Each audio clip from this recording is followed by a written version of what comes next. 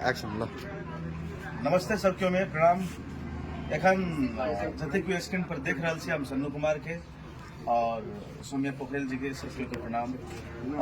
मैथिली में हम सब कुछ दिन पहले 2 हफ्ता पहले गाना लॉन्च करने चले। अपनो तो कहानी से हम लोग खनाबे छै गाना 2 हफ्ता में अभी 2.2 मिलियन व्यूज।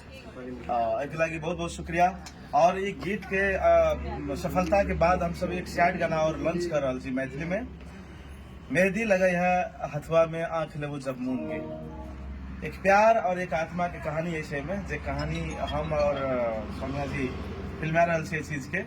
और हम सब एखन यहाँ के अमलेशगंज में छी। और हम साहब जे मैथिली भाषा में अपने अगर एतेक अच्छा अभिनय करे छे तो मैथिली दर्शक के लेल, मैथिली ऑडियंस के लेल और अहाँ अपन फैन के लेल कुछ कही।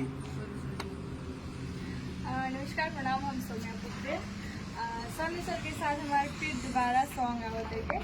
बहुत ही प्यारा सॉन्ग बा, जैसे कि आपने लोग देख रहे हो कि भरती हमारे खेसारी सर के साथ यही इस सन के टाइप में ही भी बा, लेकिन इनमें सन्नू सर आत्मा बने। सन्नू सर के मतलब डेथ हो चुकल रहा तो ओकरा बाद आत्मा संगे हमार शूट बाटे।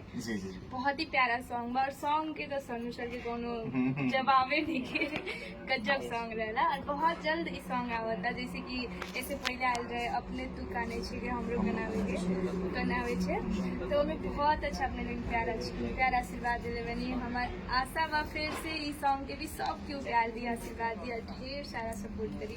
Love you all. चलो ठीक, थैंक यू।